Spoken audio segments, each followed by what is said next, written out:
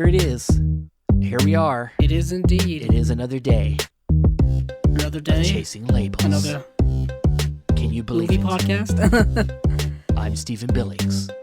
And with me, as always, is Andrew Cabral.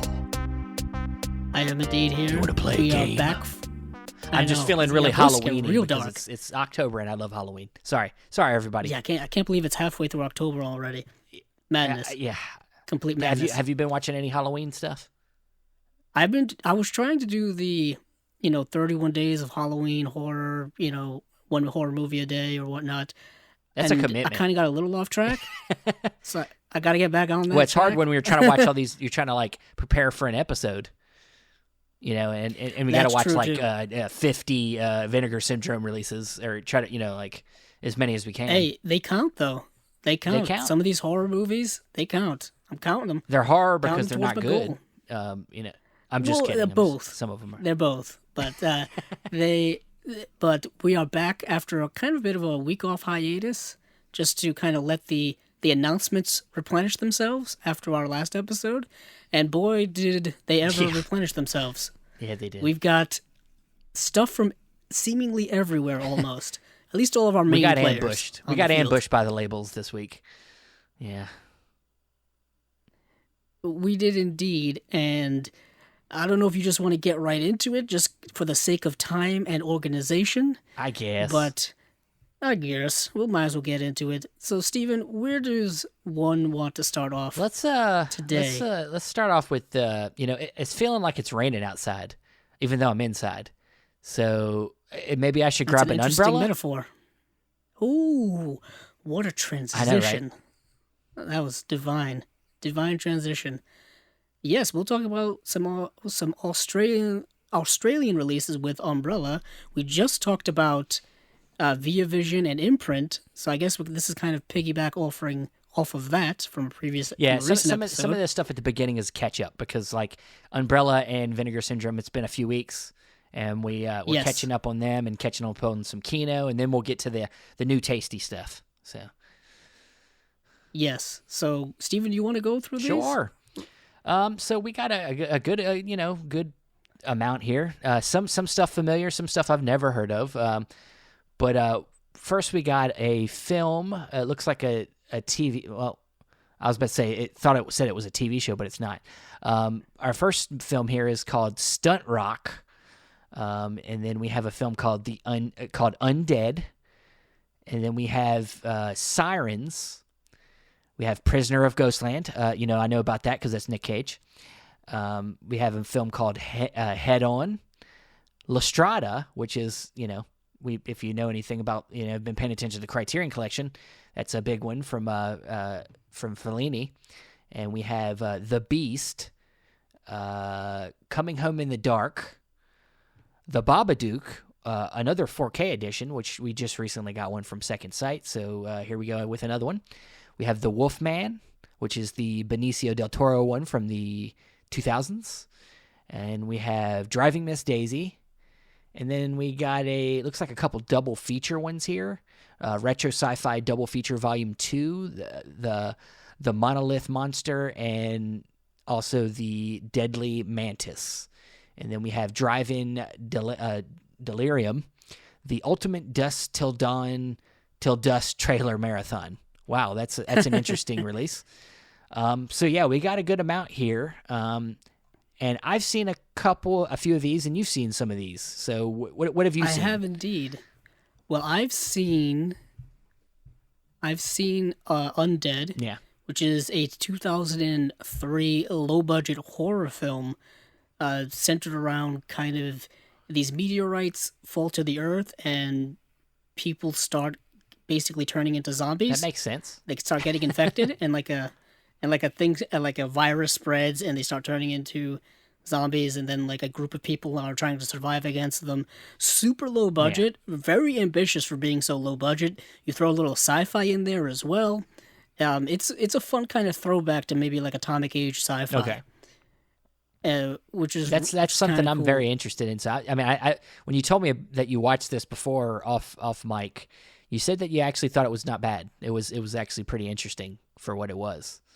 So Yes, I was rather. It's rather entertaining for being as low budget as Yeah. it is. You know, it's like it's set in like the Australian, not the Australian outback, but it's like most of the movie takes place in one house, one Okay. location because of budgetary constraints. Special effects aren't great, but I felt like, hey, this person went for it. Movie only cost about like $1 million Australian to make, which is less I was than a gonna say I million think it's less dollars in than a American million. money. Yeah, it's like 700 and something thousand Yeah. American dollars, at least in modern times. So I was rather entertained by it. And I've also seen Prisoners of the Ghostland. I figures we might as well bring this Yeah. up. So Nicolas Cage comes out with at least a couple of movies a year Just a now. couple. Some good, some bad. This one's not very good, Yeah. but the premise of it is could have been Well, amazing. yeah. We were talking about this. It was like they put so much into the aesthetics and just all the visuals and all the costumes and that all was all kind of interesting and cool. But God, what happened to the script? There's nothing going on in this movie. It meanders so much for being a movie with so much potential. Yet again, it could have been a budgetary thing. Essentially, the movie is like a Western samurai dystopian film. Looks very much set in a Mad Max type world. I know that's a cliche, comparison, but it stars Nicolas Cage, Bill Moseley, who was in the Rob Zombie movies, Sofia Boutella, who was in Kingsman and a Star Trek. Was that Star Trek Beyond Yeah. she was in? And she was in The Mummy with Tom Cruise.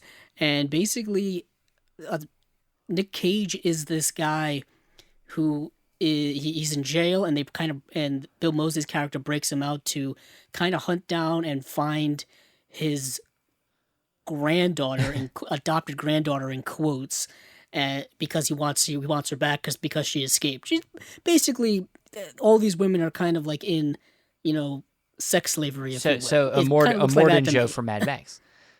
Yeah, very similar. Very similar. And what happens is Nick Cage goes on this trek to get her, and a bunch of weird, crazy things happen. He's yelling and screaming about losing body parts and stuff. It's nuts. The third act is fun, though. Testicle! Yeah. Oh, incredible, incredible. I mean, moving on to something completely different. La Strada, if you're a classic, film fan, it's the quintessential Fellini film for a lot of people. It's probably my favorite Fellini film. I don't know why they're releasing Driving Miss Daisy. I don't. Yeah. I thought that was the oddest one of all of these. To be honest, Just looking at this slate, you can tell that Umbrella doesn't really We're going have for- boundaries. yeah, we're going from like atomic age sci-fi to best picture nominees, winners. And like, it's really like crazy. one of the worst ones. Like it's not even a good one. It's one of the ones that's not looked at very fondly for winning. Yeah. Well, the Babadook is yet again getting another 4K release, like Steven said. The Wolfman, this was a movie I've been wanting to watch for over a decade, and this finally got me to watch it. I can't tell you how many times I went out movie shopping, and there would always be a used Blu-ray copy of Yeah. The Wolfman in every used movie store I would That go was into. directed by Joe Johnston. Joe Johnston, and this was right before He did Captain America. Captain America. What is coincidentally, Hugo Weaving, who was also in Captain America, is also in this film as well. I don't think it's a bad film, but apparently it had a really bad production. I think Joe Johnston came on and replaced the director who was on it before, and they parted ways because of creative differences. And I think he started on the project like 4 weeks before production. Yeah. So that's why the movie, I think, is like notorious, haphazard, over budgeted, all that kind of stuff. But kind of rounding it all out for me personally, I did watch the two kind of retro sci-fi double feature in The Monolith Monsters Yeah. and The Deadly Mantis. The Monolith Monsters is much better than The Deadly Mantis. I'll say that. They're not great, but they're both from 1957. They're both that atomic age sci-fi. A lot of fun. Mystery Science Theater 3000 has done an episode on The Deadly Mantis, so that was kind of a fun rewatch for me. And yeah, this is an eclectic group of stuff from Umbrella, and I'm kind of glad that they're releasing some of these things, because I never would have seen The Undead, and I never would have been prompted now to finally see The Wolfman. I'll say this though, One film on here that I really regretted not seeing and I really wanted to see was what's that? The Home Coming Home in the Yeah. Dark, because it was a recent film from this year actually, Okay. and that's something that I kind of wanted to take a gander at. I don't know if you had any interest in seeing anything other. Yeah, that you didn't I get to didn't get a see. chance to look into that one, but I did watch. The only one I haven't watched that you didn't watch was Sirens, which is got Hugh Grant and Sam Neill, and it's kind of a sex comedy, type of film. It's like set in Australia in the 1930s, and this Sam Neill plays like this kind of he's an artist, and he primarily paints portraits of naked women, and it's and Hugh Grant comes over, and he's kind of I guess he's kind of I think he's some kind of critic, or he's some kind of something like that, and he's with his wife, and basically they get kind of caught up in the lifestyle that these people live, which is kind of like a free kind of almost in a sense hippie kind of lifestyle, where they're all very, women are walking around naked and stuff like that, and it's kind of got a sex liberation kind of themes to it. People that are stuffy, the stuffy British people, coming over to hang out with the hippie types. But it's kind of a fun movie. Yeah, from what and this movie came out in 1994, so this is early kind of Hugh Grant, but I think before he kind of maybe not blew up, but before he became more well known in the 90s, Yeah. I want to say. Because this was like before he was in Four Weddings and a Funeral, before he was in all those types of movies and whatnot. So this was right before I guess he was having his big push as, the Hugh Grant we know now, becoming a bigger name.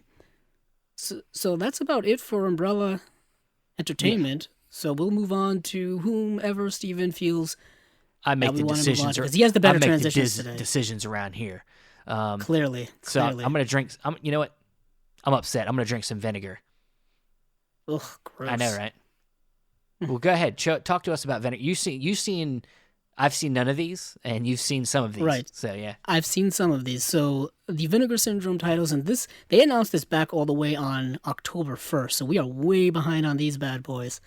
So, number one on the docket is a movie called Ticks that they are releasing in 4K. And then they're releasing, I believe, a box set or a set of 3 films. Maybe it's a box set, maybe, I'm not quite sure. It's a triple feature at least. And that is Camille Keaton in Italy, and these are all films from the early 70s. They're all Italian horror films featuring the actress Camille Keaton. And they are Madeline, Tragic Ceremony, and Sex of the Witch. And I've seen Tragic Ceremony and Sex of the Witch. One I liked more than the other. But yet again, it was a more of like the quality is not great in finding these to watch. So, but these are all getting actually Madeline's getting a 4K restoration, and the other 2 are getting a 2K restoration. So it's going to look a heck of a lot better than what I saw. And then we have a movie called The Laughing Dead, which is getting a 4K restoration, and then a double feature of Nothing Underneath / Too Beautiful to Die. Great title. Sounds like a different version of No Time to Die, the new James Bond. It does. There are a lot of movie titles that have the moniker "die" To die in some way. To live and die in some way in L.A. Yes, but the last movie here is The Grave, which is a kind of Coen Brothers film. If it wasn't as good as Coen Brothers, essentially. So I've seen The Grave. And it's an indie film. It has to deal with people who are, I think they break out of jail because they hear this story about this buried treasure, about this legendary buried treasure of some rich guy who died and kind of buried all of his money. So they want to go find it. Of course, there's twists and turns along the way. There's backstabbing and there's, all kind of stuff like that. The movie ended in not a rather pleasant way for me, so I didn't really kind of dig the ending, but it was interesting to watch.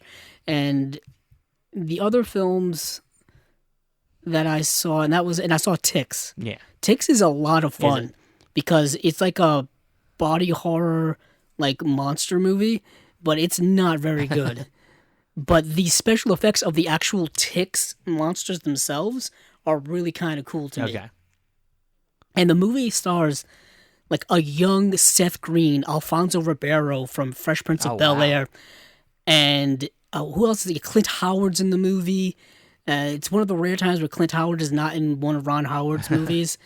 It's a wild kind of early night. No, yeah, 1993. I thought it was later than that. It's kind of a wild film in that regard. A bunch of these kids are going on like this retreat, and they're kind of like troubled youth, and they end up like stumbling across like these mutated ticks that end up like starting to kill people. It sounds And amazing. It's kind of the movie. Alfonso Ribeiro in the movie is kind of like this tough, like street gangster or something like that. He's trying to act all tough and stuff, and I'm like, I seen Fresh Prince of Bel-Air. That's I've seen Carlton. You That's gotta stop. This is not believable at Yeah. all. But those are the Vinegar Syndrome titles proper. Steven, anything look interesting to you? Because I know you didn't get a chance to watch a lot of these. Out of the descriptions of what you told me here, the Ticks is the one I would want to watch because I love a good, just kind of dumb, practical effects monster movie. Because these ones with all the CGI monsters, it's just boring. But if you see some cool practical stuff going on, that's enough for me to be interested. Now, you think I'm going to pay for the 4K of this? Probably not.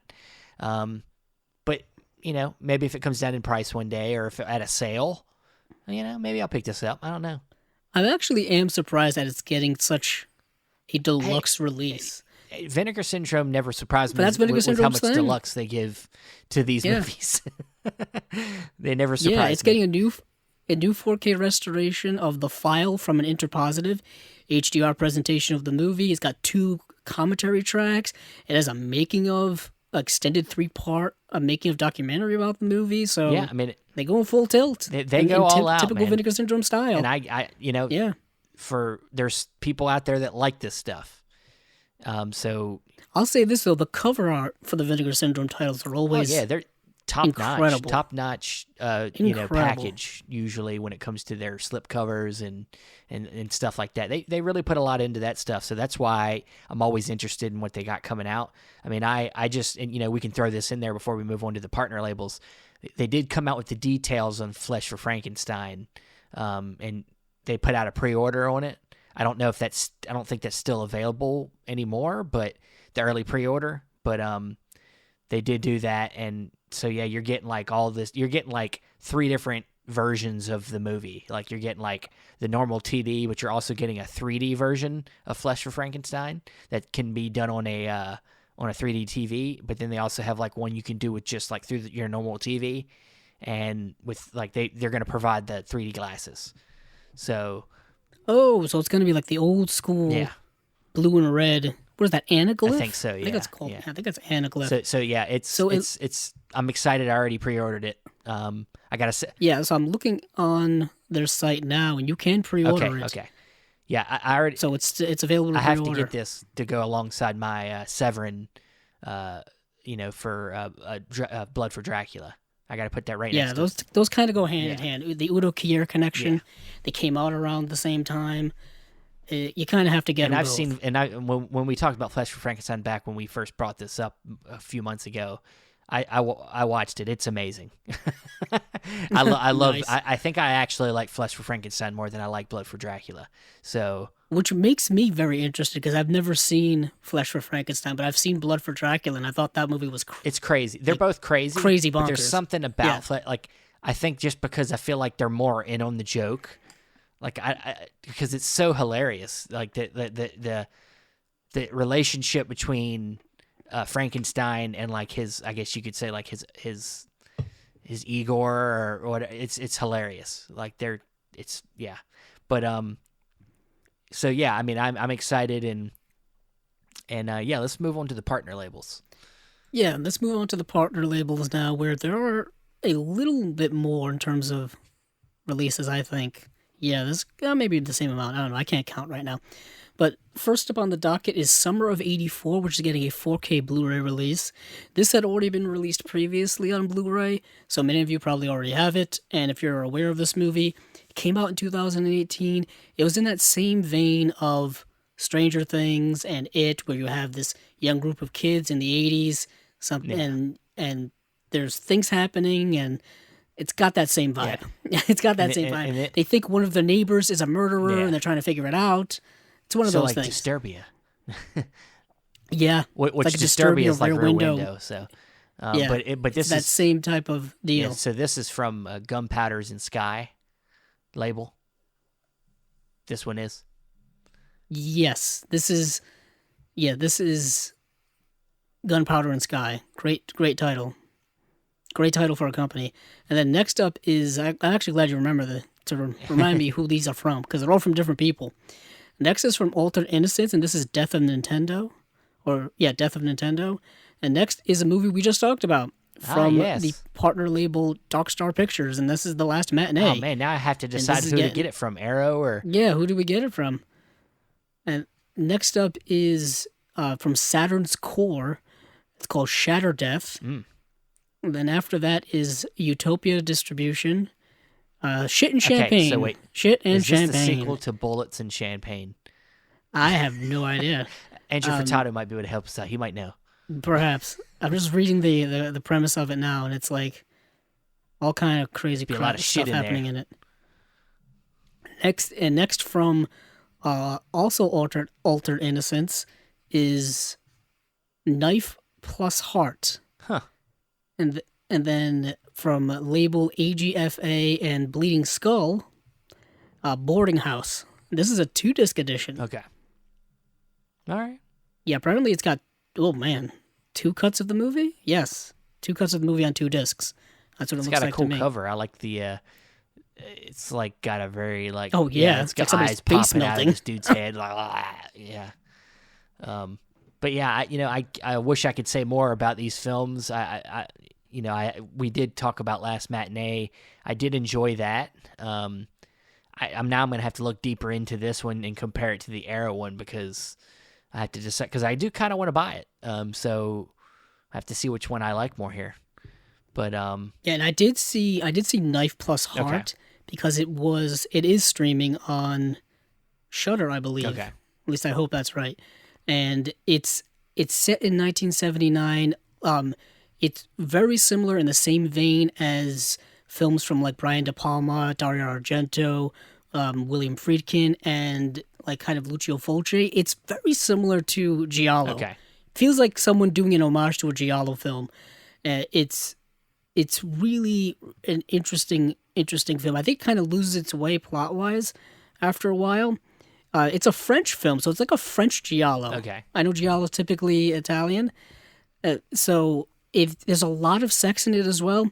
It centers around the idea of there's this pornographic director filmmaker who makes gay porno films in the late 70s, and what is happening is the people working on her films are starting to get viciously murdered, like one by one, and we don't really see who the person is because they have their face covered, and it's just kind of uncovering that murder mystery over the course of the film.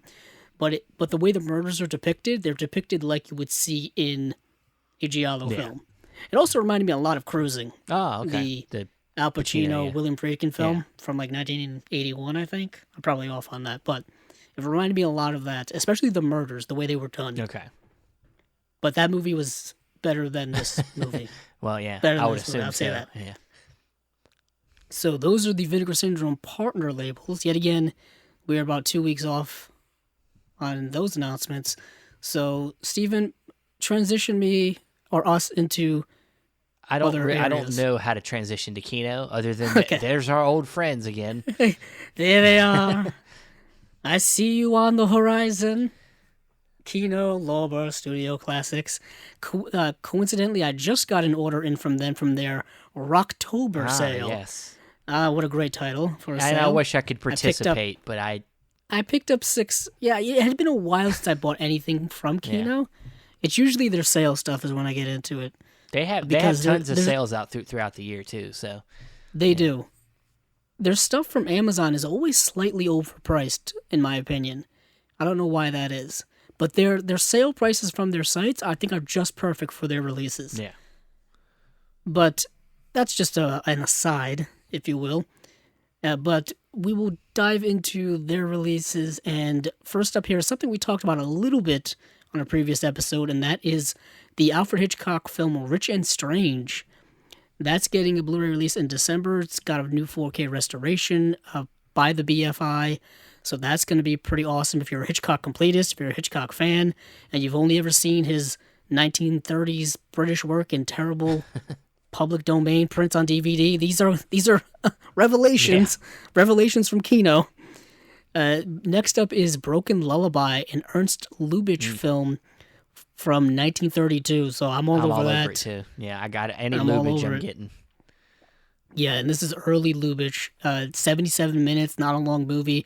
Brand new 2K master. Also a new commentary as well, so that's pretty awesome. Next is a movie called Checkered Flag or Crash. And this is a movie about off-road racing. I didn't know much about off-road racing. By the cover. By the cover? Couldn't tell. Couldn't Not tell. at all. It's that you got to be tough to win and crazy to try. That's the tagline. The movie stars Joe Don Baker, Susan Sarandon, and Larry Hagman. And this is a film from 1977. So this is a younger Susan Sarandon, obviously. Be near the beginning, yeah. Yeah, before she was in Thelma and Louise and Bull Durham, all that stuff. Yeah. Bull Durham. I was what's the movie she did where she was Rocky Horror with, Picture Show. Sean. Oh yeah, she was in Sean Penn. When he was on death row. Oh, Dead Man yeah, Walking. Yes, Dead Man Walking. Yeah, that film. Which they made us watch in school when I was in high school. What? Not the best thing to show What? teenagers because I don't know. It was a religion class and they were trying to teach us about Recovery. perils of the death penalty and stuff like that, the immorality of it. Oh, Jesus. And so they showed us Dead Man Walking. I think we may have watched it twice in two What different about classes. the Green Mile? I know, would have been a better Yeah. watch, possibly. But next is a film called Blue Monkey, Monkey. with an outrageous cover here. Looks like it has a reversible cover Yeah. too, and a slip cover. They're going all out with on Blue Monkey. They're using a lot of slip covers now. Like, they AKA fully jumped into Insect. this slip cover game. AKA Insect is the other title. AKA Insects. So you can only imagine what that movie's about. Came out in the great year of 1987. Yes. This says HD master from the original 35mm negative. Interesting. And it's a But then December release. Yes. These are all December releases, I would Yes. say. Moving right along, we have a movie called Savage Sisters, which we're just getting a poster of. And it just says coming soon from a brand new 2K It's master. like it's a probably some kind of exploitation film. It looks like something from 1974 Yeah. in that same kind of, badass women doing badass things at that time, at that subgenre. Did we talk about Tinker Tailor Soldier Spy getting a 4K we did not. release? Okay, so it's getting a 4K release, and it just says coming soon with a brand new Dolby Vision HDR master. Now, this is a film that I really like. Tinker Tailor Soldier Spy, an amazing cast based off the John le Carré novel, and of course starring Gary Oldman in the role of, I think, Smiley. I forgot what his name is, but star-studded cast.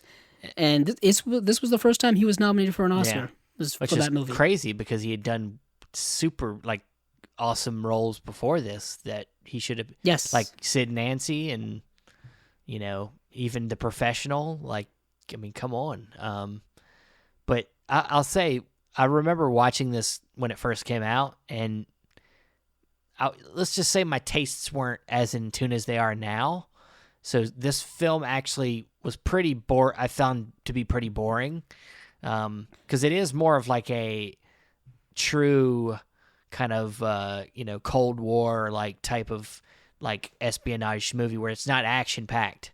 It's more like all the listening and conversations and Yeah. So there's our modern conception of spy thriller is like James Bond, that and Mission Impossible, the kind of Cold War spy thrillers that were from back in the day, set during the Cold War, made during the Cold War, all that kind of stuff. They're more espionage films, in quotes. People tapping people's phone lines and, AKA and there's like spies that are behind enemy lines. The conversation. Yeah. Yeah, things like like you see in The Conversation. The Spy Who Came, I think it was The Spy Who Came from the Cold, that Criterion film. That's also based on a John le Carré novel with, I believe, maybe the same character or it just set during the Cold War period. And John le Carré made a whole career. He just passed away, I think, recently. He made a whole career making Cold War spy thrillers, spy novels. And a lot of his stuff got turned into movies. But this is one of his better ones. I need to revisit this one because when I watched this initially, I didn't love it. So I'd like to watch it again. And yeah, it's a great cast. That's a great cast. Everybody there on the poster that they name, fantastic. And I'm sure there's others. And it's from 2011. Benedict Cumberbatch, Tom Hardy, Colin Firth, John Hurt, Mark Strong, Toby Jones, Ciarán Hinds. It's a good movie. It's directed by a director whom I really like, and he doesn't get much work. Thomas Alfredson, because he directed Let the Right One In. Great horror film. If you're looking for a good horror film for this Halloween season, that's a great horror film. The remake isn't too bad by Matt Reeves. I think the remake is Let Me In. Yeah, directed by Matt Reeves. I think. I just said that. Oh, you did. I didn't just said it. See, I ignore half the things you say. It's rude. You're so rude. It's so rude. Damn it. What am I doing? But moving on from there, we go to The Christmas Tree. We talked about this one. What did we talk about? Yeah, we talked about this one, I think, maybe a month ago. With William Holden? Yeah. See, I don't remember this. Well, this is why I'm here. That's why Steven's here. And then we moved past an ad for the Rocktober sale. And then we moved to Revenge of the Shogun Women in 3D. Mm. And that's literally the picture here of the cover, they're coming through the screen about to kill the audience. So that's pretty cool. I like that. It's pretty awesome cover. And this has both the polarized 3D and the anaglyph, the red and blue 3D versions, as well as the 2D version. So yeah. But what's interesting, it also comes with the glasses too. I appreciate them putting these types of movies out now, but that 3D craze is over. Dead. It's been dead for years. There's not a lot of people with 3D TVs anymore. I know I got rid of mine. I'm so glad it's over with. I know you were never a fan. Never a fan of 3D. I know you were never. It was kind of cool. I mean, I bought the 3D movies and all that stuff, but when it died, it went quick. Like, it rose so fast and went out so fast. Yeah. I didn't really like that they were re-releasing old movies in 3D. That made no sense to me. New movies shot in 3D with 3D cameras. The thing is maybe almost none of them were. There were a few people doing it. I know Peter Jackson was doing it for the Hobbit movies. I know Ridley Scott was doing it for Prometheus, I think. But there weren't very many people shooting movies specifically in 3D. No. When they re-released like Star Wars: The Phantom Menace in 3D and like Titanic in 3D, we really didn't need those. No.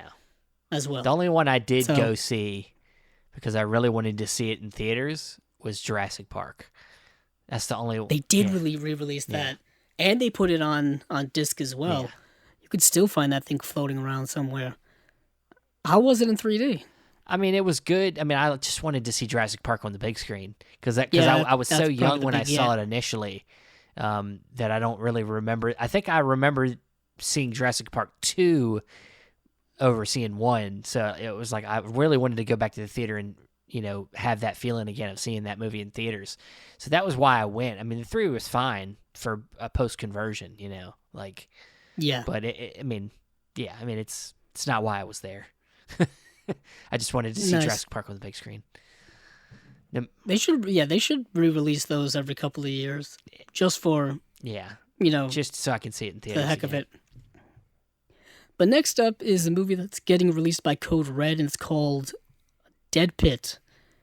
And speaking of something coming out of screen at you, the slipcover has this zombified type thing coming right at you. Another film Kino's releasing with a slipcover. Yeah, they're getting a little bit And- slipcover crazy now. A little slipcover. They're just slapping them on everything. You know what they're not slapping it on? This movie called Bedtime Story with Marlon Brando, David Niven, and Shirley Jones from 1964. What an interesting cover of Marlon Brando in his underwear and undershirt. Holding his hands like on his chest, like, aw. And David Niven ever in a, tuxedo, I guess. Yeah. Was that a suit or something? Very interesting. A kind of obviously post-1950s rise of Marlon Brando, and then kind of his career going slightly downward, and then resurging again with The Godfather. This is the original version of the Adam Sandler movie Bedtime Stories. You have no idea how many times I looked up to try to watch this movie, and that movie showed up in every single search engine I put this movie into. And it's like, no, I don't want to watch the Adam Sandler movie. I want to watch the one with Brando. And of course, I couldn't find it anywhere. That one's getting a new 2K master. And then we have a movie called The Seduction of Joe Tinian, starring Rip Torn and Melvin Douglas. Interesting cover there. I think maybe just be and Meryl Streep as well. Yeah. And Alan Alda is in the film as well. This is not the one that I was just thinking. There's another Alan Alda film that's streaming on Netflix now, coincidentally. But this is a film from 1979, which is interesting, and it's getting a new commentary. The Four Seasons. This is the film that's streaming on Netflix currently, starring Alan Alda and Carol Burnett. Interesting. Yeah, I didn't get a chance to watch it. I wanted to. And now Steven's told me that this next film we've talked about before. Yes. So I'll just skip over it, and no one will ever know what it is. You'll never know. Unless you go on Facebook, Bloober Classics. Very true. And next up, we're getting a film that's coming out on both Blu-ray and DVD, and this is a film starring the late, great Jean-Paul Belmondo, The Body of My Enemy. Sadly, he did pass away recently. We had covered Breathless on Cinema Discovery Project before. We knew who Jean-Paul Belmondo was. I did not realize the sense of reverence people had for him until he passed away. Like, the explosion of just sheer reverence and love people had for Jean-Paul Belmondo was incredible. In France, I saw a clip of, and this is a little morbid, but why not, of his funeral. Yeah. And it was like he was a hero, like a national hero. Yeah. That's the type of send-off they gave him. And it was incredible. I was just completely blown away by there, that. They have a lot more renown for their artists. Like they really respect their artists a lot more in other countries. I mean, they're like cultural icons. Yeah. Like revered cultural icons, especially I guess ones, like Jean-Paul Belmondo, who's been around for so long, from the 60s all the way up until this year. And he was still working as well, I believe. I mean, you got to think about the cultural differences, like where, a place like France or even like, some of the other countries in Europe, they very much they don't exploit art in the same way as America does, where it's a lot of our economy is based around filmmaking, especially like in California, like it's a whole economy that's based around entertainment. But like over in like France and other countries, they don't necessarily use the entertainment industry as like a backbone of their economy. They're looked at as more as, important things, part of the culture, and, just going to them countries, everything's like art around you, the buildings and the monuments and all that stuff. So yeah, they very, very much respect. And that's why that, his funeral was probably so crazy, Yeah, it's what I'm learning is that, you're kind of in a bit of a bubble when you're here in the States in terms of the exposures of the entertainment industry, especially when it comes to the monetary and financial aspect of it. You never really hear about, the types of, like, what's the box office number in England? What's the Yeah. box office number in France? Because those numbers there aren't as large as the numbers here. Not a lot of movies are making hundreds of millions of dollars there. Where that usually tends to happen now is basically United States and China seem to be massive Well, entertainment markets. typically, unless you like really dive into like the numbers, like Yeah. typically it gets jumped, like the UK gets jumbled up into one number, and Yeah, it's like international box yeah, office. it's And never it's like they'll just throw all the numbers together. yeah, and they just toss all UK numbers together instead of like by this country or this country, and they're usually a lot smaller than each country's a lot smaller than what just like the normal like US Yeah, I box think office would be. we're just so used to it because Hollywood is so massive and it's been such a big part of chugging out all of this entertainment for so long that we just get caught up in it like a wave, Yeah. I feel, culturally. But moving on to the last film from Kino Lorber Studio Classics, and this just got announced today. Once again, like clockwork, like anything else in life, another film that's been recently put out by the Criterion Collection is getting a 4K UHD release from another company, and this is the movie The Great Escape. And coming in January, it's getting a 4K UHD release with an SDR master, not an HDR master. It's similar to what they did with The Good, the Bad, and the Ugly. But I'm curious how this is going to look compared to the Blu-ray. Yeah. Because that Blu-ray is relatively new, and I wonder if they're going to take that same master and just, use it for the 4K. Yeah. But once again, it's getting another release. A film's getting a release from one company. It's a big release. By another company. It's not particularly a movie I loved. Rewatching it not too long ago, I thought it was okay.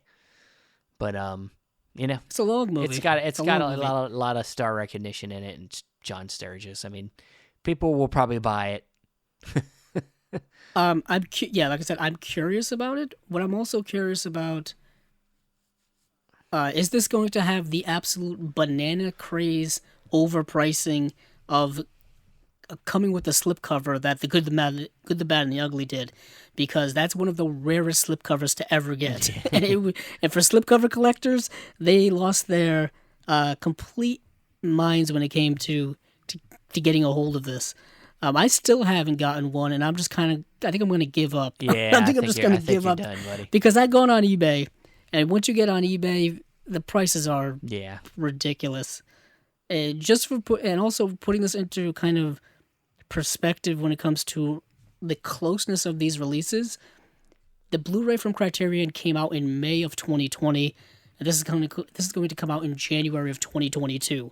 So a year and a half, where we're getting another release. Kind of a bit frustrating if you're trying to budget your movie buying. Yeah. But I think you if you like the movie, the Criterion edition, if you already have it, it's probably good. It's about as good as you need to get. I am pretty sure those special features are going to be exclusive. Probably. To the Criterion release. I mean, I could be wrong, but Criterion tends to covet a lot of their special features, and we don't even have a special feature list yet for this newer release. Yeah. So we don't know what it's going to be like. All right. Let's head on over to some newer stuff here. We're done catching up, and now let's get over to our January releases for Indicator. We are in January of 2022 already. It's crazy, 2022. Wow. And we got 4 new releases from Indicator. No box set this month. I guess we've been spoiled a lot this past year. Getting that May West set. Getting so much. Yeah, that May West set's coming in December, so that'll be exciting. But we did get 4 single titles, all limited editions. Starting with a film called The Blockhouse. It is a world Blu-ray premiere. These are all coming out on January 17th. Looks like it's getting a 4K scan from the original negative from Powerhouse Films. So Powerhouse Films did this restoration themselves, which is cool. I think you said you saw this one? I did see this one, and this desperately needed a restoration because the quality in which the version I watched was pretty terrible. It's pretty terrible. It may have been DVD quality. It may have been even worse. It just looked really bad. So they probably did a monumental restoration job on this to make this look more presentable. It's a film that's may or may not be based on a true story.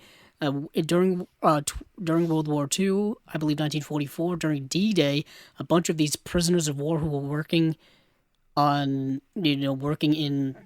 prisoner of war camp with under the Nazis were trapped underground during a bombing. Yeah. And the whole movie takes place underground, so it's super dark.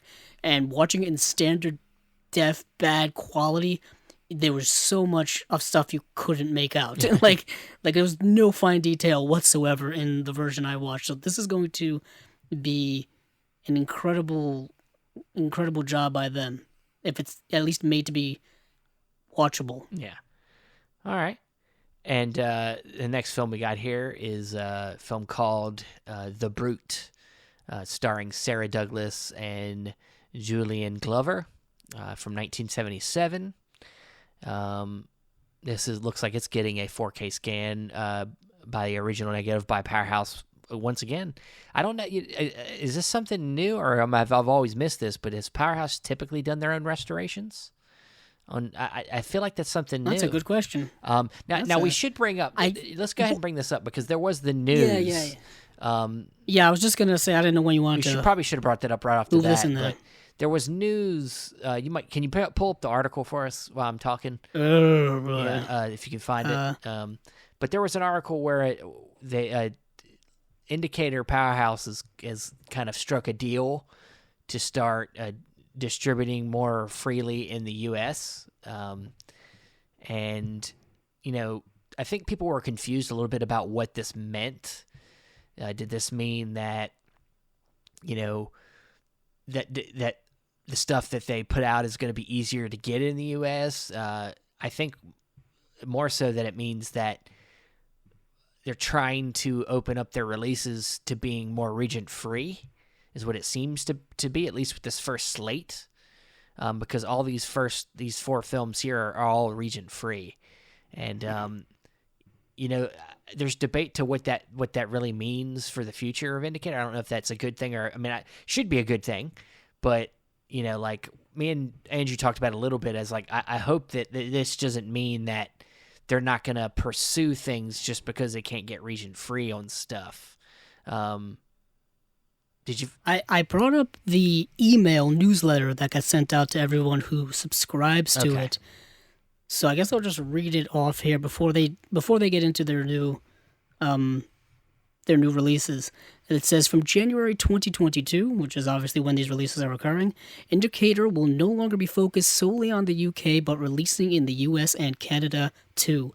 Our roster will remain much the same, an eclectic mix of the unexpected, the unknown, the long unavailable, and the unforgettable, all to be given the high level of care and attention that we've made our own over the past 5 years. It is the 5-year anniversary of Indicator. Yeah. And then not to mention the usual standard of new and archival extras, collector's booklets, and high-quality packaging. To begin, we have 4 British gems from the 1970s, to rescue from relative obscurity, including a pair of offbeat Peter Sellers features, one of which he tried to destroy, a trailblazing comedy about gender identity, and a powerful, intelligent slice of exploitation cinema. Each is also the beneficiary of a new Powerhouse Films restoration from 4K scans.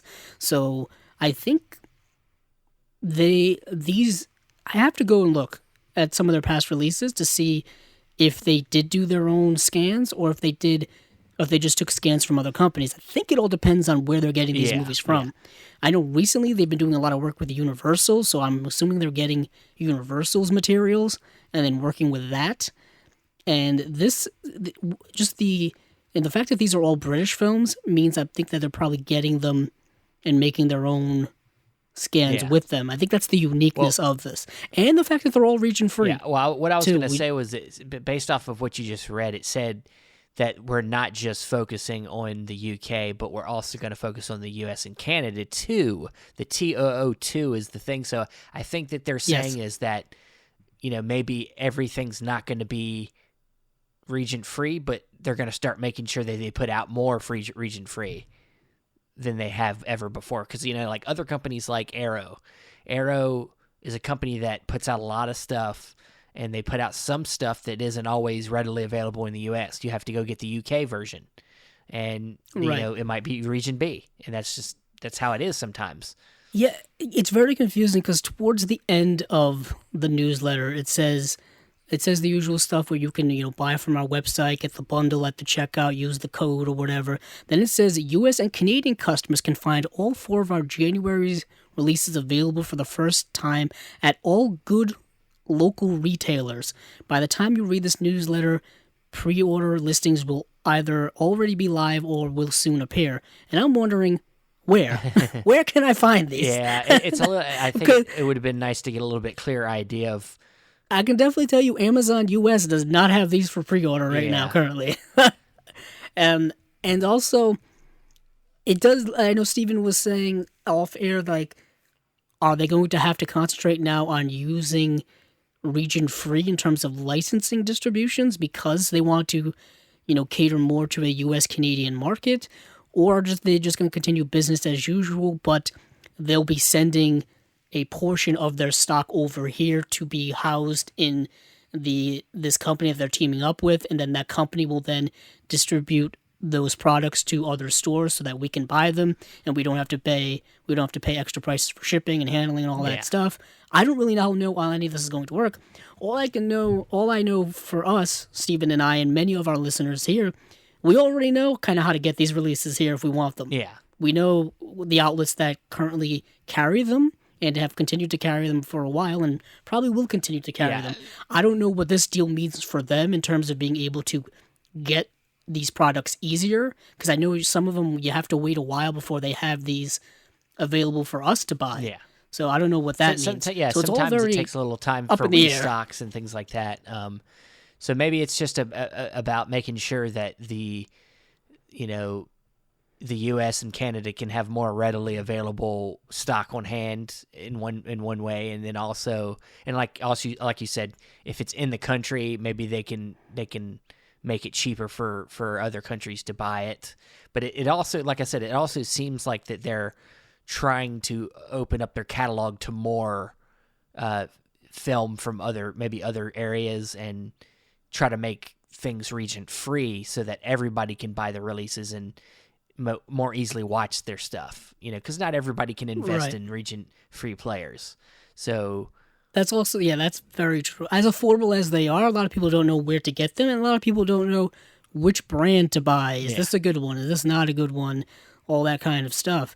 But when it comes to these releases here, like we said, they are all British films. They are all region free, and they are going to be available here in the States as well as from their website. We just don't know where right now. I mean, it'd be nice to know. When it comes to a lot of the releases from Indicator, when you go to their website and you click on a release, it'll just say, 2K restoration from the original negative. It doesn't say who's doing it or where they got it from. It just says they have it. Sometimes it'll just say HD restoration, or it'll say 4K restoration from the original negative. So I think by specifically putting that distinction on these releases, it's showing that they're doing it themselves. So I don't know. I'm surprised they actually have the capability of doing that, because it's an expensive endeavor to go through the restoration and remastering processes for a lot of these companies. So usually they send it out to other companies that do it, or they get the materials that other companies have already done before, or all this kind of stuff. I don't know the ins and outs of it, but I'll just say that you don't see this happening, and it just goes to show that Indicator is now a much bigger player in this game than they were a year ago. Yeah, I mean, I think over the last year they've exploded in popularity. Despite the pandemic, I think they've been doing If anything, I think during the pandemic they may have gotten more exposure Maybe than ever I think before. people were staying home and deciding they wanted to buy movies for some reason, which is weird. But It is rather weird. But getting back to these releases, yeah, we were on the Brute. We were on The Brute. Were you able to check this one out? I did see The Brute, and this film is coming with two cuts of the film. One is the explicit export cut and the uncensored pre-release UK version. This movie is a tough watch. Is it? It is dealing with domestic violence, and it's showing it in a very ugly way. I mean, it's a very ugly thing, obviously, but it's not holding back. Like, the movie opens, and this is not a spoiler, with just a husband beating his wife while she's like sleeping, and it's like horrific. It's horrific, and those scenes are just horrific to watch. And the film is also commenting on domestic abuse, domestic assault, the abusive relationship between men and women that can exist, specifically with men dominating women, misogyny, and all that kind of stuff. And I thought the second half of the film really touched on that a lot, and also showed that there was not a lot of avenues for women to escape those types of relationships. And as we know now, those avenues also still don't quite exist as well. This problem of men treating women terribly has only gotten worse in the internet age, I would say. Yeah. The abuses have only kind of grown larger, and the culture really hasn't changed. And this is a film from 1977, so 40 years, and we're still dealing with these issues now. So I think from that contemporary stance, it's a rather interesting film, but it is a tough watch. And I'm glad I discovered it, because I had never heard of it before. All four of these films I really had not heard of, even the Peter Sellers ones. Yeah. But this looks like it's getting, like we always say, an extensive extras package with a limited edition booklet with all kind of very interesting extras, audio commentary, prologue, and short films, I would say, by the director as well. Yeah, these are all new discoveries for me too so far, and the one I did see is Girl Stroke Boy, which is the next one we have here. I don't mean to jump on you there, Stephen. Did you see here at the bottom where it says limited edition of 2,000 copies for the UK? Just for the UK? That's an interesting thing. That's an interesting wrinkle. What do you mean?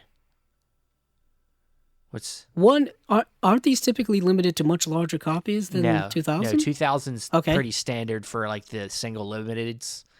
Okay, so I was wrong on that one. Strike me down. Usually the limited. Why does it like say the for bigger the box sets and the like the hard any of the hard cases are usually higher. They're usually like 5,000 or 6,000. Yeah, I thought some were I thought they were all 6,000. Yeah. Okay. Usually like 6. Sometimes they go higher than that depending on how popular they are.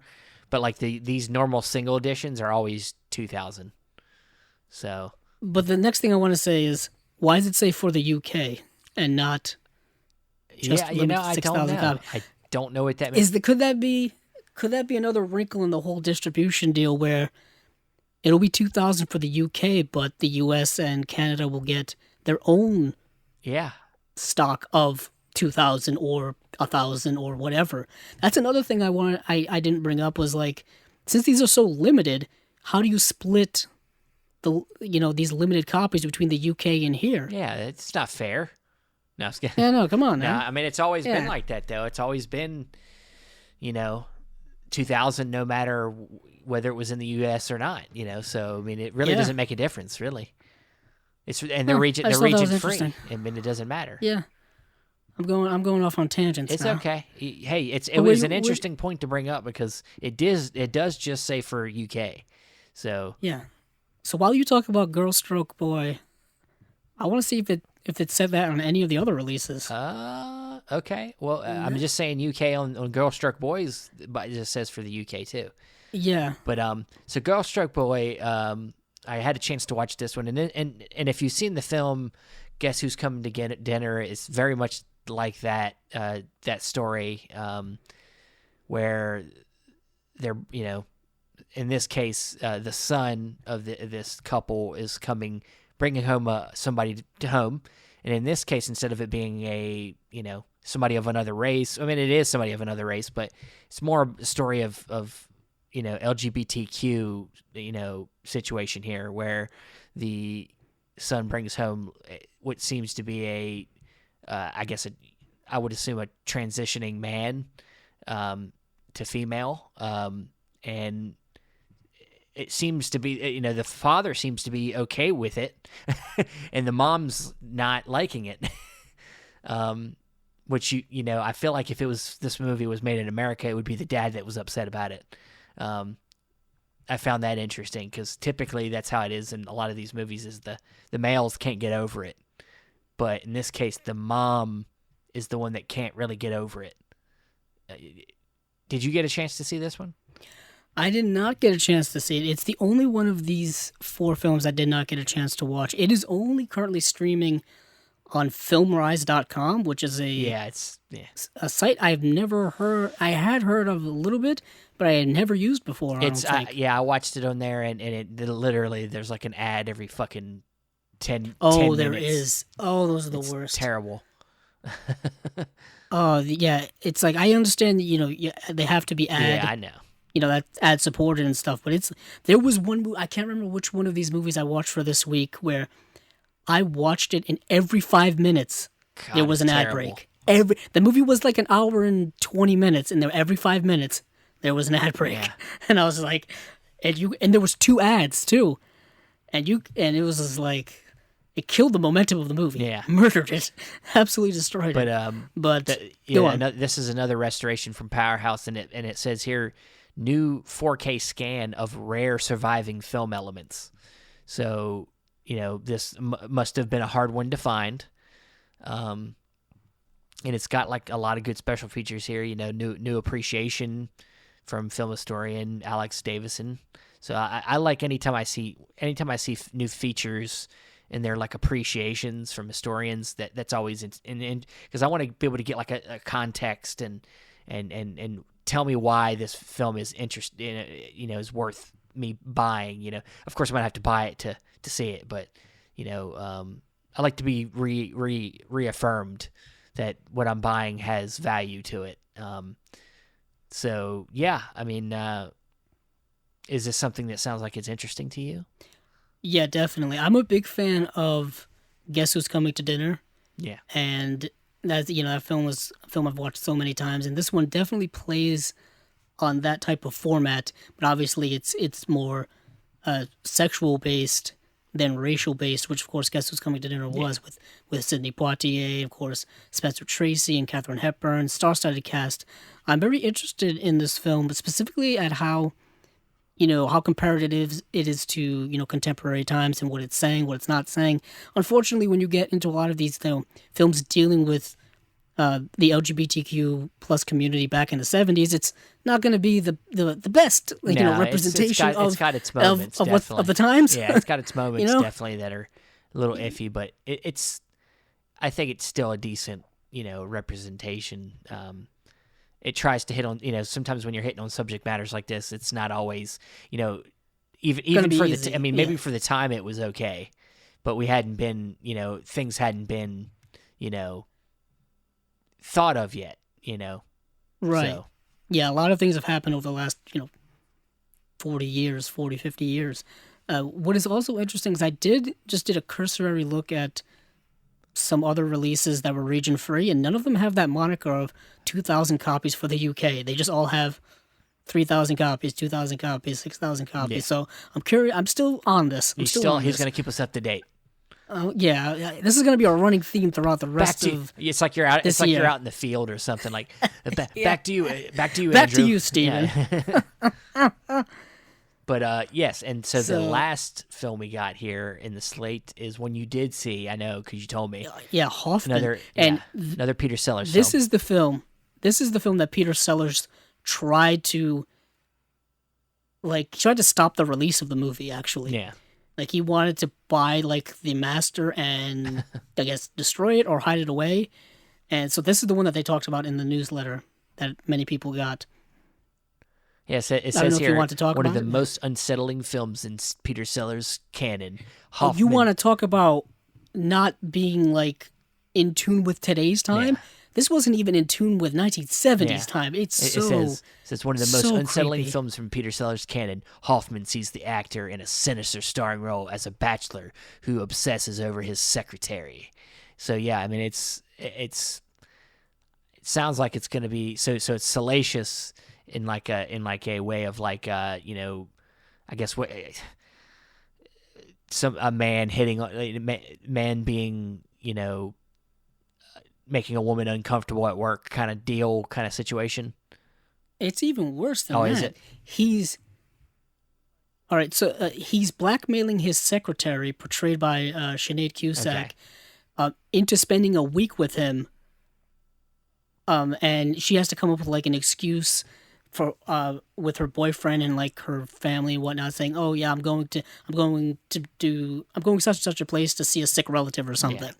And instead, she's going off to hang out with creepy Peter Sellers for a week, and it's just him, like constantly like trying to get her to sleep with him, and he's being really creepy and really just terrible person. And it's an interesting film from that perspective, but as the film goes along, you know, the relationship doesn't change and grow in really any way. It just it's an interesting like dynamic between the two, but it still has that undertone of being so unsettling and so inappropriate. And apparently Peter Sellers wanted this movie destroyed because he saw a little bit too much of himself in this character. And apparently he had that type of reputation at that time in his life. I mean, I don't know, you know, much about the personal life of Peter Sellers, obviously, but apparently he had that type of sense about him at that time. Womanizing and inappropriateness and all that kind of stuff. And that's apparently why he was so disturbed by seeing himself in this role.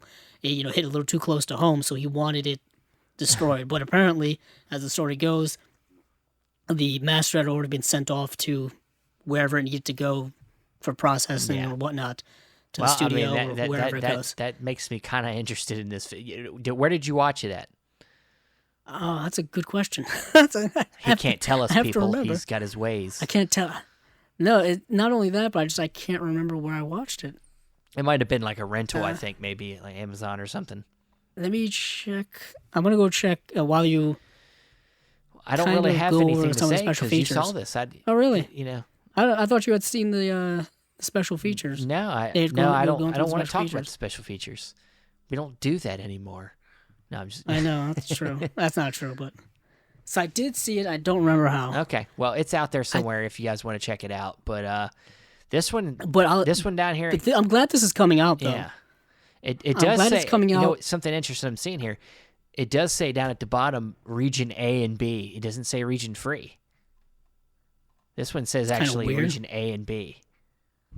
But it does say limited edition of 2,000 copies for the UK as well. Just to bring that back. So apparently Canada's not getting this one. No, Canada's Region A. Okay.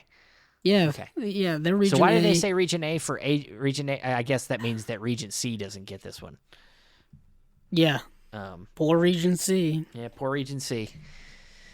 But you are getting, you're getting a lot of, not much in the way of special features. Interesting. I was just looking at the special features, and it doesn't seem to be much compared to the other two we got. But a lot of interviews. Yeah, the movie. I would love to see people watch this movie and react to it today with a modern lens. Yeah, and especially the ending is rather interesting. Okay, it's something that's definitely would be talked about today. Had this movie come out now, I could see the headlines and the Twitter rage from miles away. Man. I could see it. All right, but I do like Peter Sellers. I've always been a big fan of Peter Sellers. So both of these films, completely different films. Both more serious roles from him. Although this movie can be so creepy at times that it can be perceived as comedic, a la something like so over the top as American Psycho. Okay. How that's so absurd. But the thing is that in this movie in Hoffman, they're playing it straight. But from my perspective, it's so ridiculous and misogynistic that I'm like, this has to be comedic. That's the way I'm interpreting it. It's like that nervous laughter. Yeah, where you don't know how to react and you just start laughing. something like that was my experience watching this movie. Okay. But Steven, get me out of here before I start talking about that 2,000 copies Let again. me move you on over to the Premiere Players Criterion Collection. They dropped their slate for January, and we got ourselves 5 films. One of them being is 2 of them 4Ks? Yeah, the piano's a 4K. I believe yes. Yeah, yes, they are. But we'll start from the beginning of the month and work our way through. Coming out on January 11th, we have The Celebration, which do you want to talk? I got a lot to say about this. Well, I haven't seen it, but I know it is a Danish film, and that's all I know. Well, okay. It's only getting a Blu-ray. It is not getting a DVD. So there's a lot of that's actually very interesting. Yeah. So I don't mean to take the whole spotlight from you. Please take it. This film is directed by Thomas Vinterberg. Okay. And a lot of people probably know Thomas Vinterberg now because he works very closely with one Mads Mikkelsen. He directed him in The Hunt. Yes. He directed him in the most recent. What's that? The most recent film that I don't know why I can't remember because it was one of my favorite films. Yeah, it's called. I almost want to say it's called Drunk, but that's the Danish name of it. Yeah. But it's actually called Another Round. Yeah, that's it. That's the name of the movie. Yeah. And Thomas Vinterberg and Lars von Trier, once upon a time, decided they were going to create a new Danish film movement called Dogma 95. And to kind of sum all of that up, he and Lars decided to create this movement where they were just going to kind of bring movies back to the purity of cinema, or some pretentious stuff in that regard. So they created this Dogma 95 manifesto, and they released it at some type of film convention back in 1995. And what is kind of cool is that if you look at the packaging of this, it's literally wrapped in the Dogma 95 manifesto comes inside of it. And there's like 10 major tenets of Dogma 95. You can read them all on like Wikipedia and stuff. But basically, movies were their interpretation of the way they wanted movies to be made in this kind of movement is they're going to be really basic, like really streamlined. Down to bare bones, if you will. All movies had to be shot on Super 35 millimeter. They all had to be done in a handheld. You couldn't use special effects. You needed to use things that were only available on the scene or something like that. Like if you needed a prop, you had to go to a place and film there. Like if you needed whatever.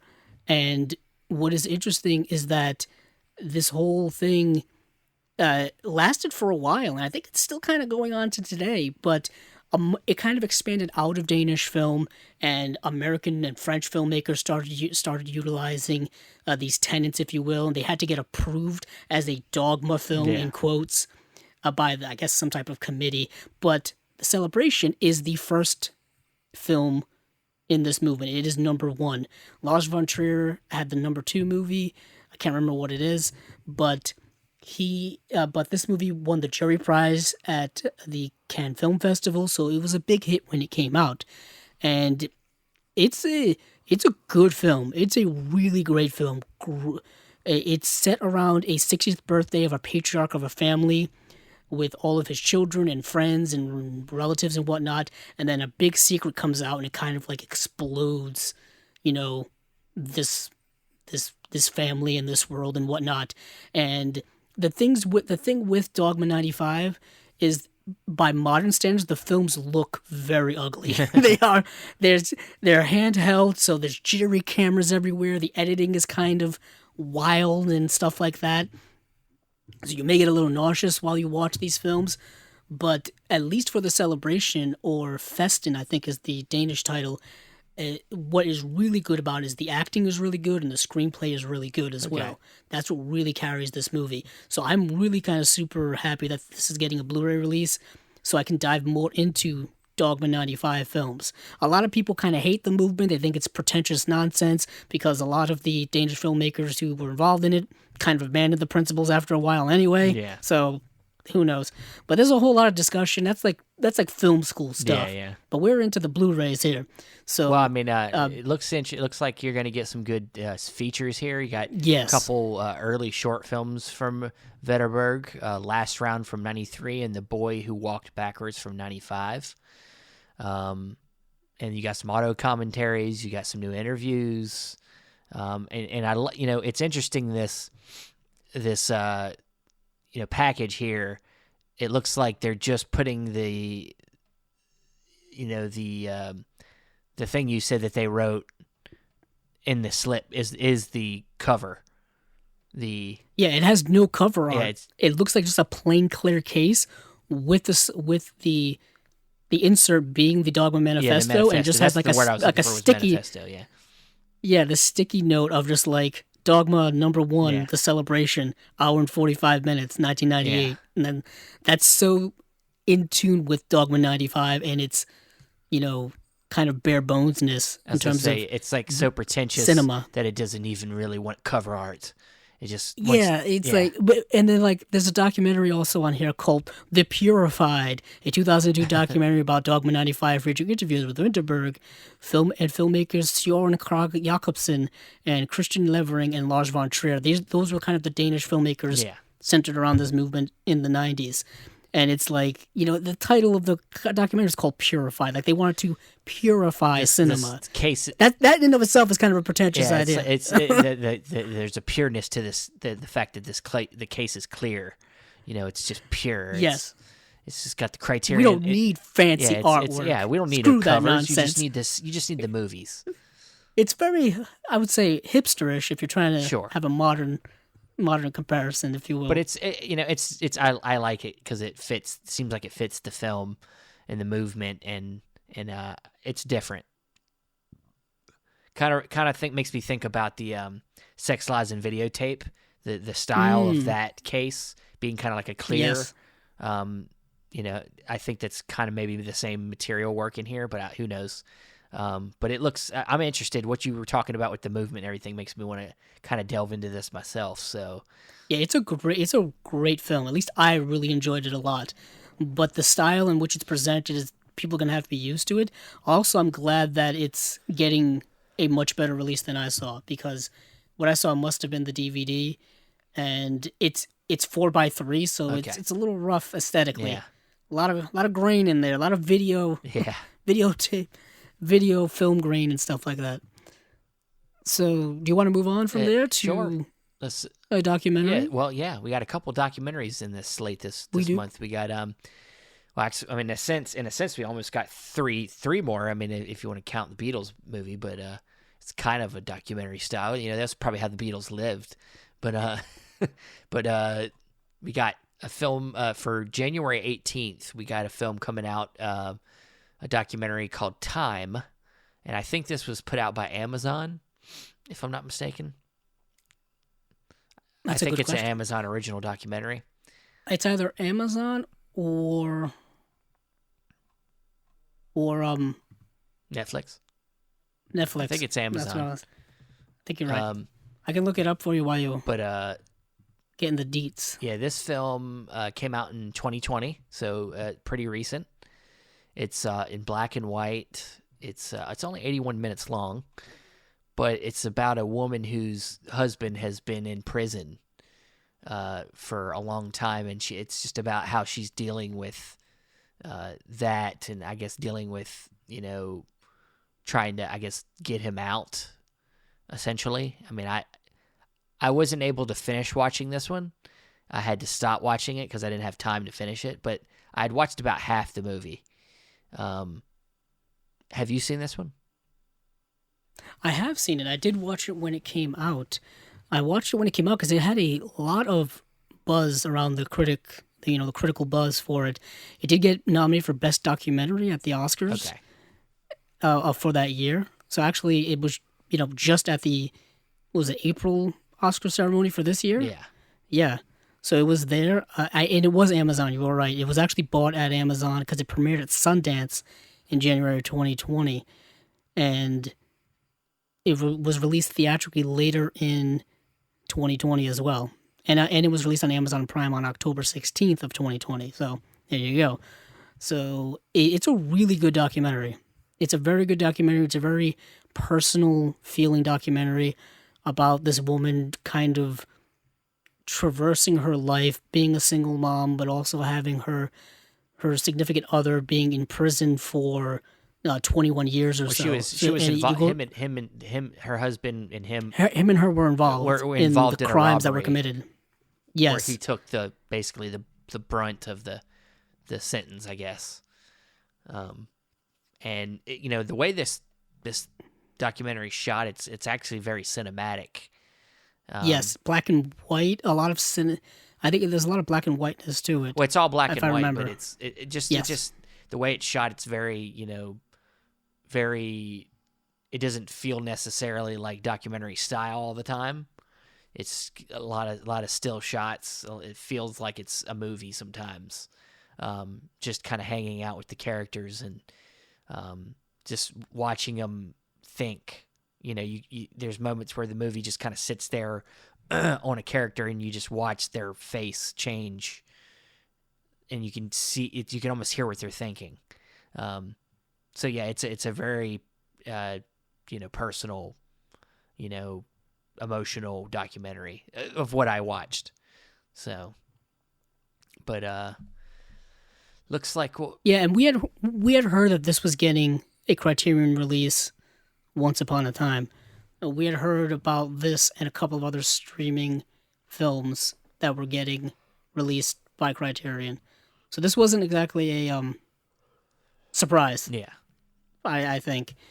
It is coming with a new audio commentary, new interview from the main subjects of the film, new conversation between Bradley and critic and author Hilton Als, a short documentary by Bradley with optional 2020 commentary by the film's subject, Alone Watts. It's a very interesting. I think Bradley is the director of the film. If you're wondering who I was just referencing, yes, it's a good documentary. It's like you said, it's a rather short film.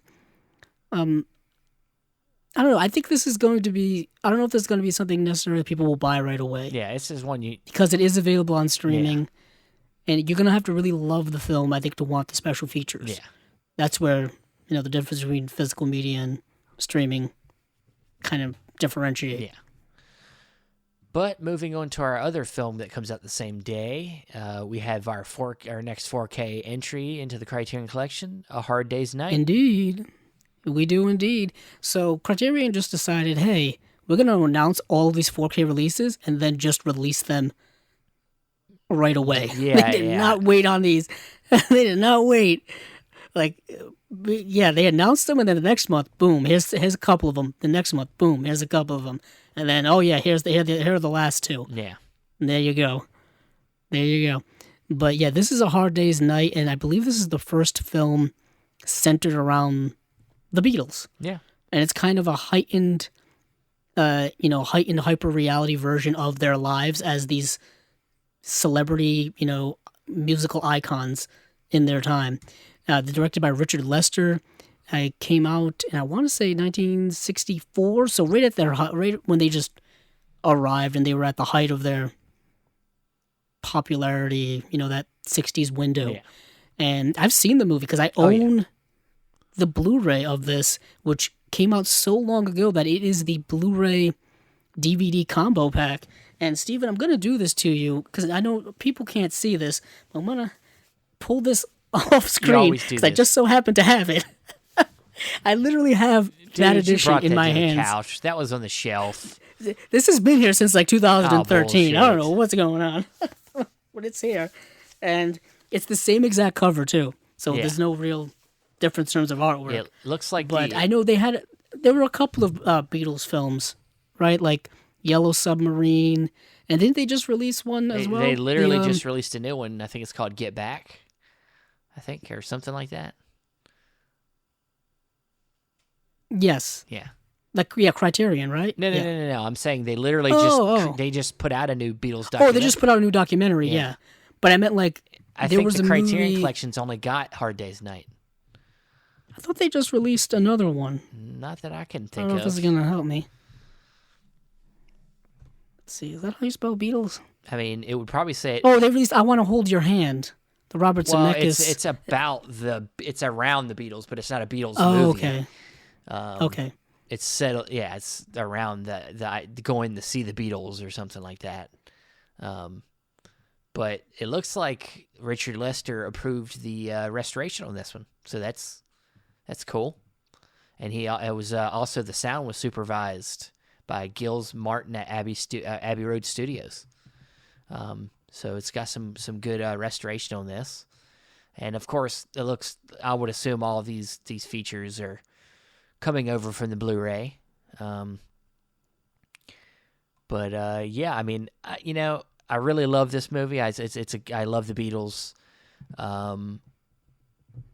I don't know if I'll be rebuying this again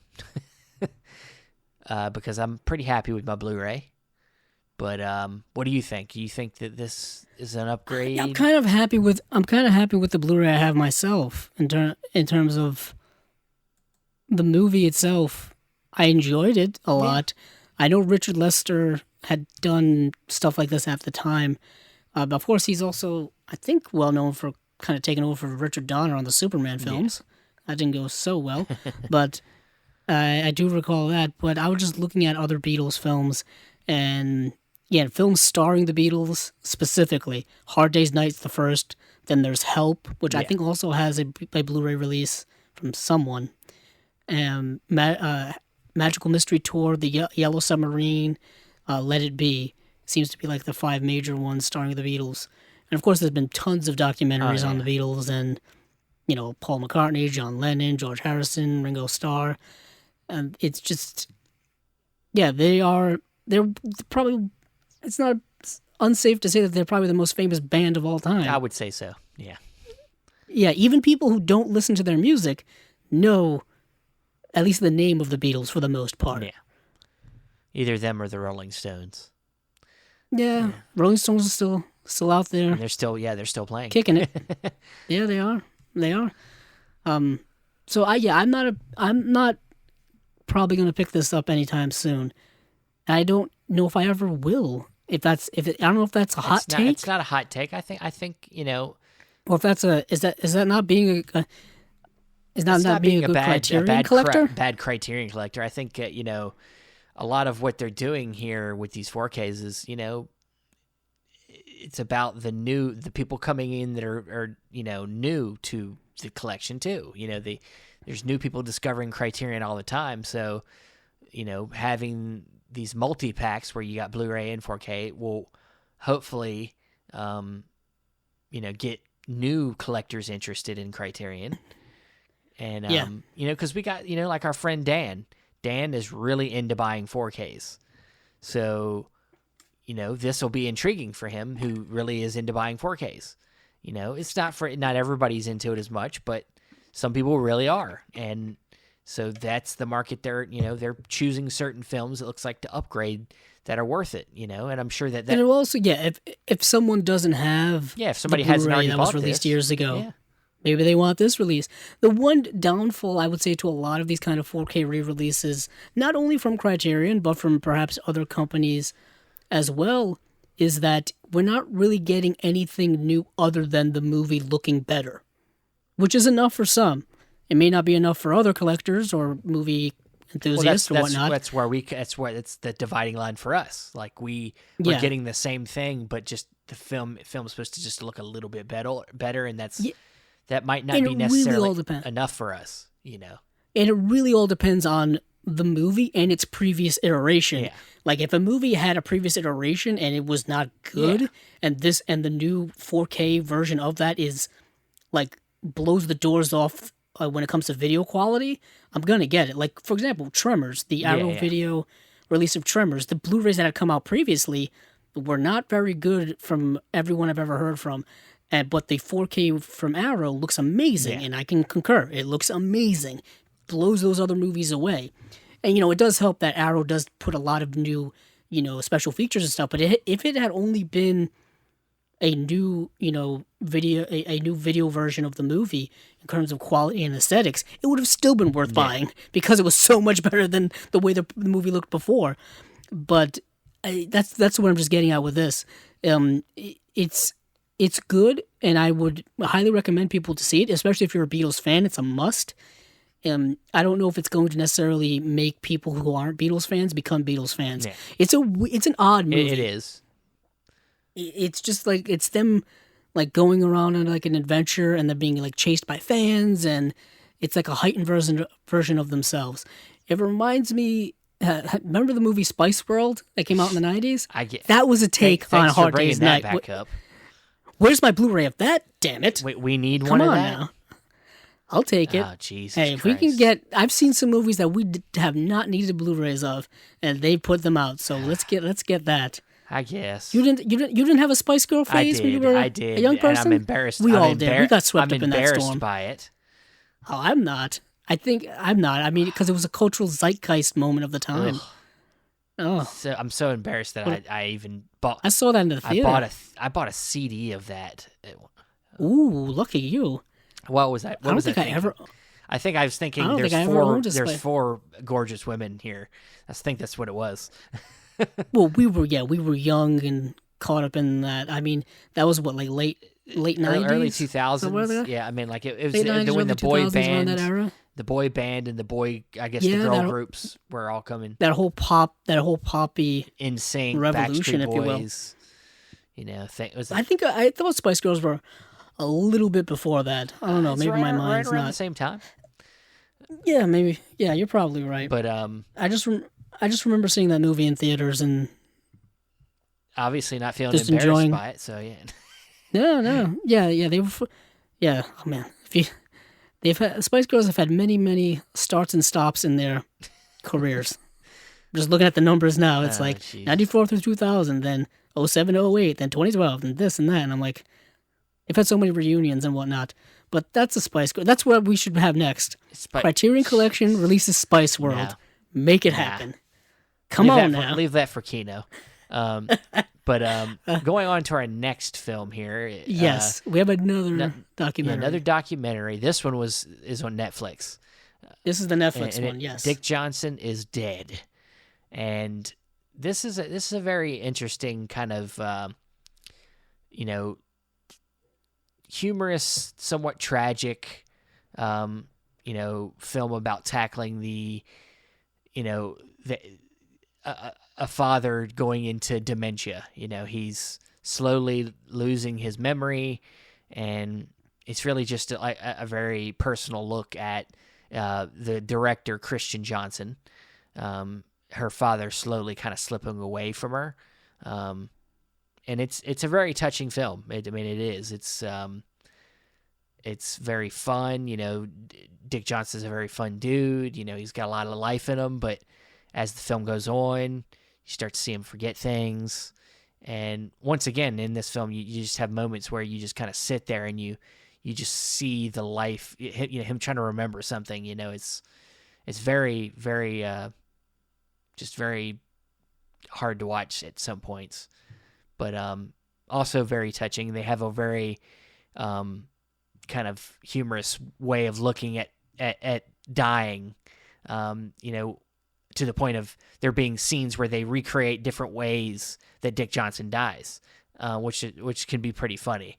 Whether it be a air conditioning unit falling and hitting his head, or some construction worker like impaling him in the neck.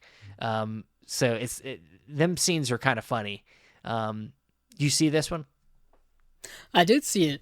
I did see it as well because I believe along with Time. They're both 2020 films. Yeah. They're both 2020 films, and they were both nominated for best documentary. Well, I know that I the director for this one got nominated. Christian Johnson got director nominated for documentary feature. Yeah, or maybe it did not get an Academy. No, it got a. Oh, interesting. I'm just looking at some stuff. It got nominated for an Emmy. I guess it was. Okay. I guess it's considered a TV doc. It was on TV when it debuted. Maybe I don't. Outstanding directing for a documentary / nonfiction program. Kirsten Johnson, and that was the Emmys that just happened last month, September 18th, 2021. Huh. It also got outstanding cinematography nomination for a nonfiction program. Did it not qualify for the Oscars? I don't know. Either way, but it did. I don't know. It's weird. But it did get a nomination at the Producers Guild Well, I mean, and Independent maybe Spirit it didn't Awards. play in theaters. Didn't think of Yeah. that. Yeah. But either way, I think that this is a very beautiful personal documentary, kind of a love letter, a living memoir of Kirsten Johnson to her father, Yeah. Dick Johnson. Like you were saying, it does play on the idea in a lighter tone for the most part about the the inevitability of someone losing their parents to death, in any way. Really, I think it did. It takes the idea of that inevitability and streamlines it into this specific situation, but it's also kind of a general fact of life where all of our parents are unfortunately going to pass away. We are going to pass away. It's just going to happen.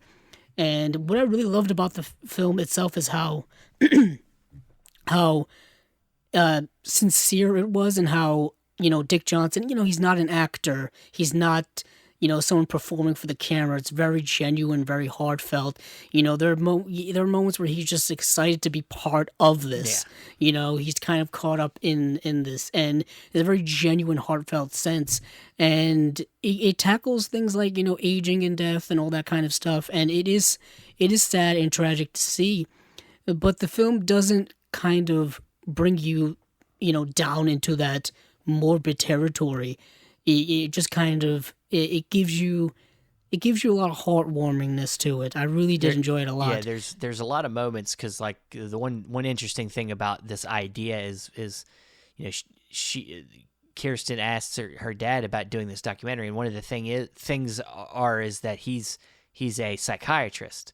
So of course he's very much she explains that her dad was always somebody that was very in touch with his feelings, and so he's somebody that's willing to speak his mind and be honest and when he's feeling something, and like there's certain moments, like one that stands out to me was when he gets into an accident with his car, and Kirsten tells him that because he's going to move closer to where she lives in New York, and he's going to move out there with her, and he's not going to no longer have the car anymore. She's going to sell the car, so he won't have that car anymore. And you can see in his eyes that he's like upset that that car he loved, he's no longer going to be able to drive it, and also basically probably not going to be able to drive much at all anymore. And he's losing that independence that he had. Not only that, you see kind of how how that aging affects you, and how you start losing certain things that make you like give you a connection with humanity. It's like Benjamin really. Button. You start to revert back a little bit when it comes to this disease. It's you're almost reverting back to your infancy in a way. Yeah, but it's all and even taking dementia out of it, that just seems to happen a lot with people and aging. When it comes to their physical breakdowns of their bodies and all that kind of stuff, they're not able to participate in humanity like they used to. Elderly people can't, go and do regular things anymore. Yeah. They can't drive cars like you just said. They can't probably go for long walks anymore. They can't maybe even go do their own shopping at markets and stuff. Yeah. You as time goes along, these things are stripped away from you.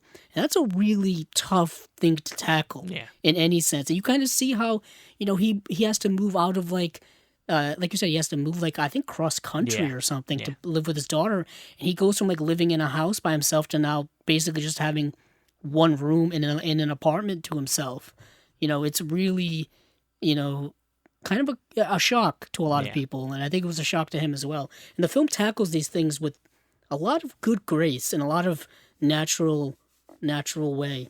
But this film is getting a new commentary featuring Johnson and co-writer editor Nels Bongierter and documentary sound recordist Judy Karp. A new conversation among Johnson and her fellow producers Katie Chevignier and Marilyn Ness, and co-producer Maureen A. Ryan. New interview with sound designer Pete Horner, and a new program featuring Johnson in conversation with fellow filmmakers about redefining what a documentary can be. And that is it. and there's an essay, of course, in the booklet as well. But I like the cover. You know, it shows Dick Johnson, and the movie's about him. Yeah, so, that's it. And you might as well put him on the cover. Well, and it's kind of nice, you know, that this movie's kind of here to kind of, his image and his legacy will live on. It's really nice because you do get quite endeared to him while watching the film. Yeah. Well, but moving to the last film. Speaking of a good cover, I really like the cover nice to our segue. last film here. Getting us another 4K release here, one that we didn't know about beforehand, which is Jane Campion's The Piano from 1993. Yes. This is also its 25th anniversary, and that's one that plays into one of the features on this disc. But this is a film from Jane Campion. What else has Jane Campion done that maybe we've known about? Jane Campion's done a lot of films. I've heard the name, and I don't know that I've seen any. I mean, she's got that movie out right now that people are going crazy for, and that's maybe a Best Picture nominee. It is. Let me look it up right now. Well, she's already got one film in the collection. It's called Sweetie.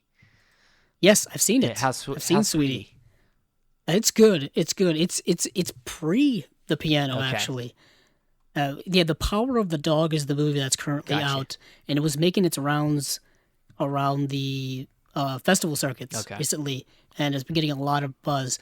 But she's done a lot of films. She's done Holy Smoke, which is a film with Kate Winslet and Harvey Keitel. Again, coincidentally, this was around. Holy Smoke came out in 1999, so this was post Titanic. Kate Winslet, and she did it in the movie. She did the movie In the Cut with Meg Ryan. I remember that. She's done the movie Bright Star. She's done a lot of films here. I could go through all of them, but I don't want to sit here and go through everything. Well, The Piano is very well known. It's kind of her most well known. Yeah. It's her most well known. It was nominated for Best Picture, and it also had a couple Oscar-winning performances. We had Holly Hunter and Anna Paquin, who was, I think, maybe the youngest at the time, the youngest Oscar winner maybe at the time, if not still. I still want to say that. From because didn't the kid. The what's his name from maybe about 5 or 6 years ago win Tremblay? Didn't Tremblay win for The Room? No. Or did he get just nominated? No. Yeah, I think Jacob Tremblay. I don't know if he got nominated, but I'm thinking of the Peter Bogdanovich film that I can't remember, but that I wish would get a Blu-ray release. What about here. Didn't the I think it was the girl from The Beasts of the Southern Wild? Didn't they win? She got nominated. She got nominated. She didn't win. But I remember Tatum O'Neal won for Paper Moon. Okay. And I don't know if I don't know. I think she may have been older than Anna Paquin's character. But for a while, she was the youngest. Yeah. So Anna Paquin may in fact be the youngest. I'm not sure. But the movie did win. It did end up winning 3 Oscars. It did win Holly Hunter, Anna Paquin, and then Best Writing, Original Screenplay for Jane Campion. And it was nominated for Best Picture, Best Director, Best Cinematography, Best Costume, Best Film Editing. So yeah, it is her most well-known film. And I know people who are super big fans of Jane Campion, and this was a much welcomed release for them and for myself as well, because I really want The Piano in my collection. And I missed out on the Blu-ray that came out a few years ago, and it had a re-release too, and then both of them are long out of print, and I was always wondering, hey, why is this movie out of print? Here we are today with this release. So this is coming. Yeah, I was going to say, so I watched this the other day for the first time, and I didn't love it. It's okay. Maybe I need to watch it again, but I'll say this. I don't know what Jane Campion's relationship is with what's his name, Harvey Keitel, because apparently, as you said, he was in another one of her movies, but he really just felt miscast in this. I don't know what it was, but he was kind of an odd choice.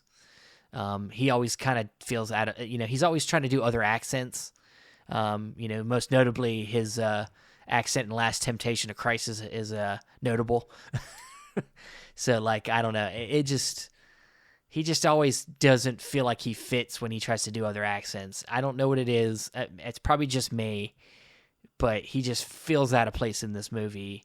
And, of course, he gets naked. He likes to get naked in his movies. That was his thing. Back in the day. Yeah, he loves to get naked. This and Bad Lieutenant, the Abel Ferrara film, which was only a couple of years before this. I think it was only a couple of years before this. But this is both coming out in the 4K UHD Blu-ray combo and a regular Blu-ray for those of you interested. And this is getting a new conversation between Campion and film critic Amy Taubin. New interview with driver and production designer Andrew McAlpin. Interview with actor Holly Hunter on working with Campion. And The Piano at 25, a program featuring a conversation between Campion and producer Jan Chapman, and then excerpts from an interview with costume designer Jeanette Patterson. Water Diary, a 2006 short film by Campion, and trailer, and then there's an essay by critic Carmen Gray, and then the great cover, which we do have to point out, it's a great cover, is new cover by Greg Ruth, whomever that is. That's a gorgeous cover. It is. That's a gorgeous cover. And I'm excited to get this. I'm really excited to get it. I do like the movie a lot. It also did win the Palme d'Or at the Cannes Film Festival that year for whatever that means to anyone listening. I got to get more. I don't have a lot of her films in my collection. Okay. I don't think I have any of Jane Campion's films in my collection. But I've seen Sweetie. I've seen The Piano. And she also did that series Top of the Lake. I don't know if you remember that series. I think she was a producer on that, and that was the Top of the Lake. That series was with Elizabeth Moss. Okay, I remember that, and there was 2 seasons of that show, if memory serves. And I saw the first season and really liked it a lot, and I still haven't seen the second season yet. Okay. So I'm digging it. I really want this. I wish it was coming a lot closer to the sales that happen with Criterion when it comes to Barnes & Noble, but I guess I'll have to wait till July. Unless there's a flash sale, and those kind of pop up randomly. February, usually. But that is it for our episode this week. We have a good episode coming up for you next week. Also, we got from Shout Factory, Paramount Presents line, Justin Beam coming over to talk to us next week. So we'll get into that with him. And I think we're going to talk horror films also. You know, we're going to talk about like our favorite horror films in our collections, boutique-wise. So our favorite boutique horror film releases. So that should be fun. And Justin seems like a really good dude. So it should be a great conversation kind of delving into what he does. So exciting stuff. With that said, Andrew, where are you at on the interwebs? You can find me on Twitter at Cabzilla06, as well as my YouTube channel, Cabzilla Productions. And you can find me on Facebook, Stephen Billings. You can find me on all the Chasing Labels stuff, whether it be Instagram, Twitter, Letterboxd. You can also go on line to rate us, please. We also have a Facebook group. You can join that, have a conversation with other people about the podcast, conversations, things like that. And you can also find the audio for the podcast. It was actually just added to our Facebook page too, so they automatically link up with our Facebook page at Chasing Labels. So that's another place you can find the audio. You can also find it on Stitcher, Spotify, Apple Podcasts. Please rate us there so we can and give us some reviews. I would like to know what you guys think of the episodes. But that's going to be it for this episode. Thanks again for listening, and hey, keep on watching them movies. I know I will.